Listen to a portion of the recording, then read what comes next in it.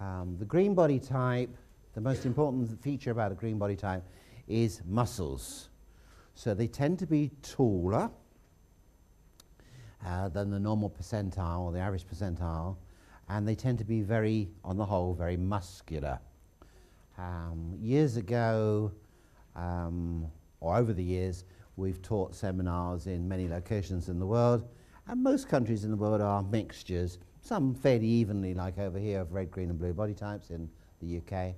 But when we taught in Scandinavia, and that includes Norway, Sweden, Finland, the Russian part of the Baltic, Denmark and Latvia, we've done seminars, the predominant colour is green.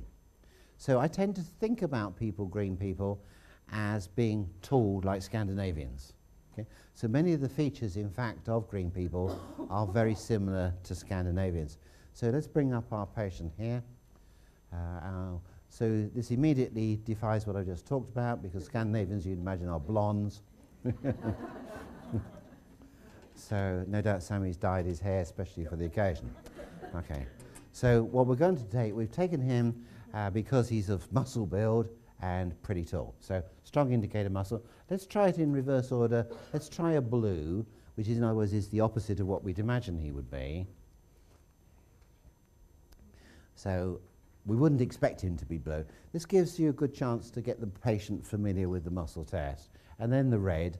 Remember, the red is medium height and the thinner type of build. And then the green. So the green is the taller, the muscular build. So the first feature is to identify a weakness, which we have got. So he is a green. And now we'll do the individual eyes one at a time. So we're doing the left eye, he weakens to green. And the right eye. So we have a true green-green. So this is a typical feature of him. So if we have a look at the features, so if we go onto the overhead here, what we see here, green body types have the adrenal cortex. So adrenal people are muscular, but they're driven by their adrenals. This is their primary coordinating gland, particularly the adrenal cortex. And the cortex produces a range of hormones. It produces aldosterone, which regulates our water table.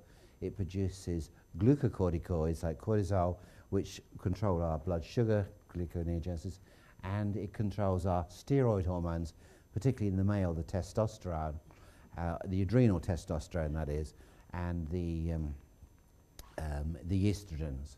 So the cortex is therefore the main coordinating. The adrenal cortex regulates retention, and it regulates hypoglycemia, because when we get low blood sugar, we then increase it through the cortisol. They're generally strongly built and in the taller percentile of the population, possibly emanating from Scandinavia. We don't know genetically, hereditary-wise, but it's just interesting that everybody we test, or not everybody, but the vast majority in Scandinavia weakened it. So they're on the taller side. The key feature is muscle development and intermuscular water retention. The reason for this is the higher aldosterone, so they tend to hold on to sodium, which is then diluted and contains as more water-soluble features. Oh.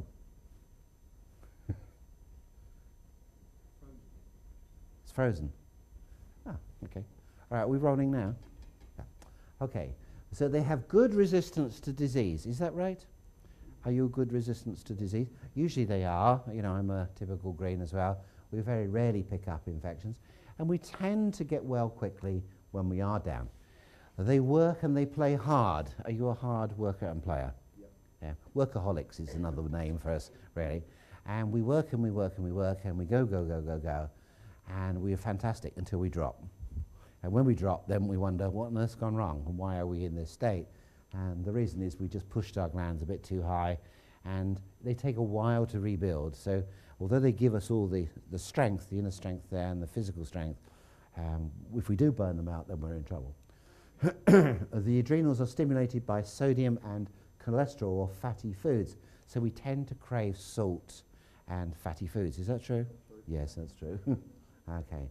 They get stronger and stronger as the day progresses. Yes, you get better. Yep. So consequently, we're late to get up and late to go to bed. So we're real party people. Okay.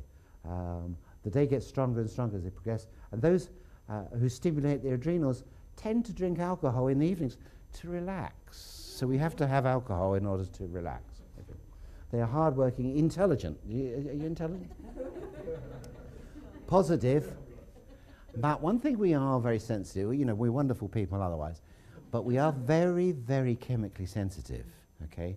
And the reason for that is we don't express some of the detoxificating enzymes called cytochrome P450s very well. We've got the short straw on a number of the alleles or expressions of cytochrome P450, which makes us more vulnerable to accumulating toxins. And this is the similarity with Scandinavian. If you think of Scandinavia, very clean countries, okay? Because pollution doesn't go well in Scandinavia. They try and minimize pollution because they know that the general population don't handle it very well. So generally the countries are very ultra clean because of that. And the same thing applies not just within environmental pollution, but with medication. Okay, so we're very sensitive, or can be extremely sensitive, to drugs or medication, because all medication is foreign substances or xenobiotics to the body. They're not natural substances. So everybody has to detoxify something which is not a true chemical compound which is made in the body and synthesized. So if it's a foreign one or a xenobiotic, we have to detoxify it, and we don't have those alleles or expressions, you know, as well as reds and blue people. Their temperament, we're lovely people, but we occasionally can be explosive. Occasionally. So if we're pushed, we're pushed, we're pushed and pushed. And it takes a lot to push us, but when we do, everybody around knows they push too hard. So we're late to bed and late to get up. So that's our norm. So we like, and we really look forward to lie in bed. Is that right, in the morning? What time do you get up? See, he's up at 6 o'clock, so he's an early green. And what time do you go to bed? Late. 1 o'clock. Oh, there's stamina for you. Fantastic. Right, health risks. So we looked at the good points about that. What we generally are, you find also hand size is big and square. Stick your hand up, can you see me? Can you face the camera? Big and square hands. We make wonderful practitioners, okay, when it comes to physical work. You know, anything with hands-on type of work, we're brilliant at, partly because we've got such big hands. So we can get hold of bones and tissues and muscles with no problem, you know, and we enjoy the work as well. But big square palms, big fingers there. Usually a fairly sort of broad chest there. Just have a feel of his rib cage there. I'm expecting a shape, that shape. With him. Just stick your hands down. Yeah, it's kind of like that. Kind of like that, yeah. What you tend to find more with red people is they're more narrow here, and blue people are often more open. The angle here is much greater. Okay, so let's go back here. So green people are workaholics, so they tend to work until they drop. Once the adrenal glands have become exhausted, recovery takes time, requiring much rest and suitable nutritional intervention. Okay, they tend towards higher blood pressure and some types of heart disease. The one we're more prone to than anything else is furring up of the arteries. Okay, so green people tend to be the ones who tend towards arteriosclerosis, atherosclerosis, and therefore need to look out for coronary. So we have this tendency, if we're going to get heart disease, it'll be angina, intermittent claudication, etc. So we need things to keep the blood circulating, keep the fat levels down, and of course to vasodilate. Always sensitive to nickel. Do you remember I talked earlier about the nickel on here? In the case of a man, it's not so much of a big issue, apart from sometimes the belt, sometimes glasses can contain nickel. Obviously, studs and piercings tend to have a high degree of nickel in there. But you may not even be aware that you are sensitive to the nickel. But in the female case, it's going to be earrings. Earrings are the main ones there, or any other studs or piercings. And we were discussing also tattoos contain nickel, along with other heavy metals like mercury, lead and cobalt for the different colours in tattoos. And as those tattoos gradually fade in the period of time, you know, maybe over a 10-year period, the colours disappear. So the question is, where have the colours gone? Because they've been imprinted into the skin, the likelihood is those metals have come into the system. So the more tattoos, the more metals the person accumulates. So remember, nickel is the male. Now nickel is not a big, it's not a heavy metal, so it does come out quite readily with the right herbs and spices and nutrients. Particularly vitamin C is very important to eliminating, so we tend to need vitamin C, as we'll see. So we're all sensitive, so avoid jewellery, piercings, watch straps, maybe buckles. Main food intolerance is casein. Okay, this is milk protein, and that will lead it towards particularly in cheese. We probably tolerate milk, and we probably tolerate eggs, but cheese is a bit dodgy for us, and the worst of all is cooked cheese. We can tolerate some cheese. You know, sometimes we tolerate goat and sheep better, but cheese we have to just watch a bit at, but particularly cooked cheese. So Welsh rarebit is not always to be unmanaged. So cooked cheese is especially detrimental. Genetically, they have difficulty metabolizing alpha-solanine. Now, alpha-solanine is an alkaloid substance in the deadly nightshade family. This is one thing I forget in myself because I'm a grain, and sometimes with my patients. Alpha-solanine is a substance that blocks the production of acetylcholine. Okay, it's an inhibitor of the acetyltransferase enzyme, which converts acetyl-CoA and combining choline to make acetylcholine. Now, acetylcholine is the neuropeptide or neurotransmitter that runs the parasympathetic nervous system. So it's involved with constricting the pupil of the eye. Okay, it's involved with the peristalsis of the whole gut, and it's involved with the slowing down of the heart. And every neuromuscular junction of the voluntary muscles is run by acetylcholine. Therefore, if you inhibit to some extent the production of acetylcholine, you get dilation of the pupils, which means you get problems being able to focus short distance. You can see long distance, but you can't see close up. Your gut gets slower because acetylcholine speeds the peristalsis up, but your heart races because you've got a dominance of sympathetics rather than parasympathetics. So you've got more of the accelerator of the sympathetics coming in there, so you tend to get a faster heart rate there. And you get weakness of the neuromuscular junctions, okay, because all the neuromuscular junctions use acetylcholine. So what happens here with acetylcholine is there's sustained muscle contraction of when you press against a resistance there, 3 to 5 seconds, and you start to get weakness. You should be able to hold for about 10, 15 seconds with maximum sustained contraction. So a sign of that, if I can just borrow your leg a moment. Okay, so if you pull up against me as hard as you can, this is a sustained muscle test. You see what's happening? Okay, it's not like a muscle test for holding 1 to 2 seconds and then letting go, but a sustained muscle test, pull, pull, pull, pull, and he gives after 4 to 5 seconds, okay? He should be able to last for 20 seconds, 15, 20 seconds with no problem at all, okay? Now, imagine, do this, fist. Okay, right fist here, he's going to use his extensor muscles. Well, push against me. Okay, push again and hold, and then 4 to 5 seconds. Now, if he's a dentist, would you go and see him? He's going to be holding the drill, hopefully for more than 4 seconds as he's in your mouth, okay? It's a cartoon feature, if everybody's ever seen that, where the drill drops out. So, he's got a little bit tendency. Do you eat potatoes? Yeah, He loves the potatoes. What are you going to have for lunch today? Did I see you put your hand up for the baked potatoes? So green people beware. You may want to change your order, but we'll see. So deadly nightshade foods, alpha-solanines, are potatoes. Okay, number one. It's the green on the potato just underneath the skin. Now, when you see potatoes, or when you grow potatoes, when you buy potatoes, they must be in a bag, and the bag must be opaque. So a paper bag is much better than a polythene bag. If you buy potatoes in a polythene bag where you can see the potatoes, light will go through, and the light will activate the alpha-solanine. So the digging of potatoes, particularly new potatoes, are deadly.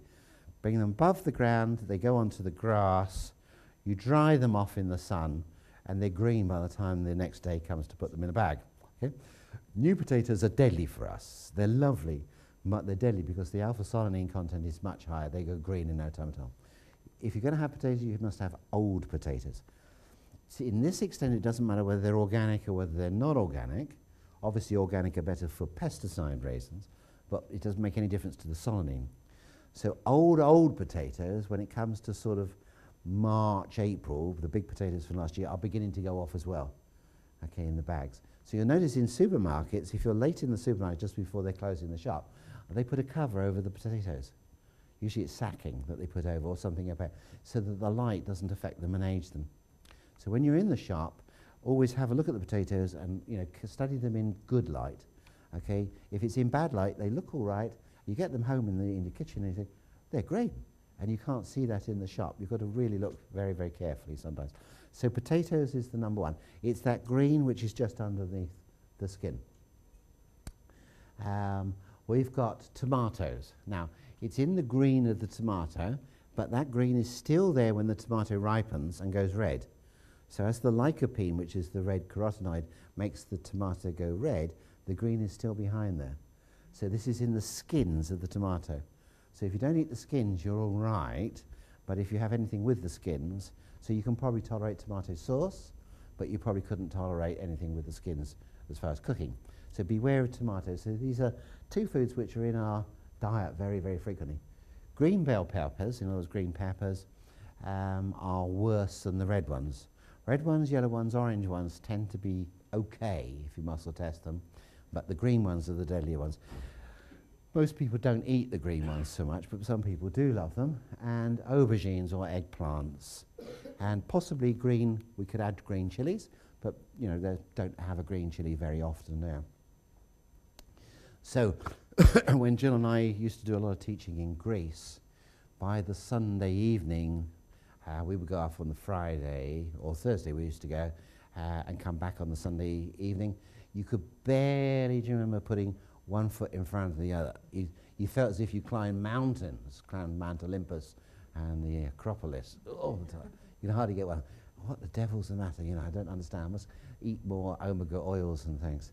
And you realise this is the Greek salad. Okay, potatoes with everything, green peppers, tomatoes, aubergines. Oh, my favourite is the aubergine dip with the bit of bread and everything else. And I can't resist that, because you don't get it so nice over here. But boy, do you pay for it. But there is a solution, and that's lemongrass, lemon balm.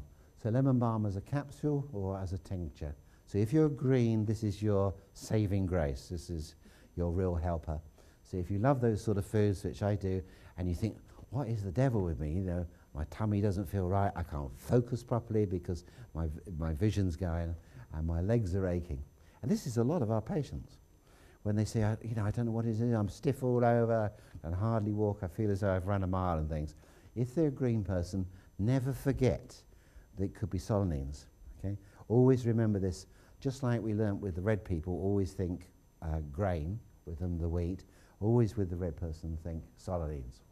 It'll catch you out. It caught me out with many, many, many patients and many, many symptoms. The one I like to test really with very nicely is the athletes who's green, and they're really strong here. And we pop a potato on there, ideally a nice green old one, and then we muscle test them in the way that we did with Samuel, and 2 seconds and they've had it. This was our way we won all the Olympic medals. Okay, we put McDonald's in there, so they all had potato chips. Okay, the night before, all the British athletes were told not to have that. You see, and that's how we won all the medals. So we're hoping to repeat the performance in Brazil next year. Okay, so our secret weapon is the potato, and especially the tomato sauce. Give them tomato sauce as well. Okay, emotions tend to have unconscious emotions of not feeling loving. We have difficulty giving out of ourselves to loving.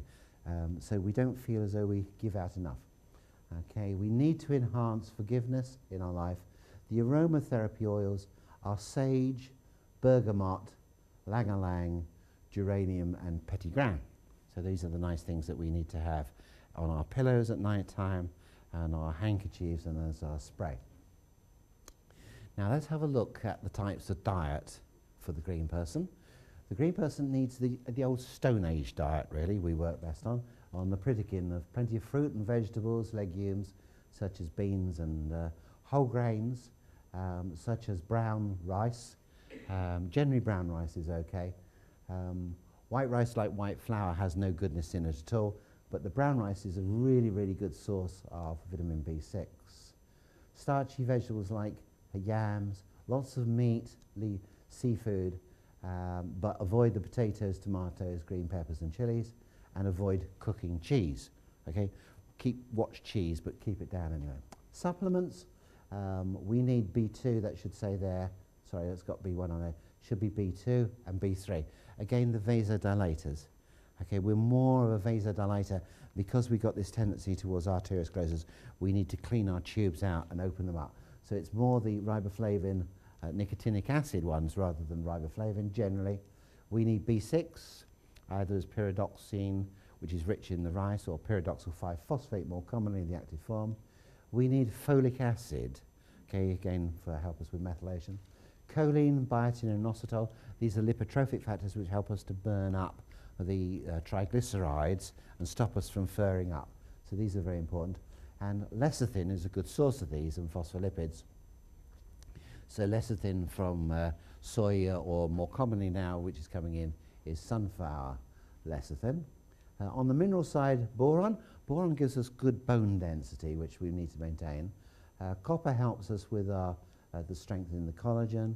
Selenium helps us in many ways. It helps us principally to convert T4 to T3, to keep our thyroids going, help our glutathione peroxidase detoxification, which we have difficulty genetically while we accumulate chemicals.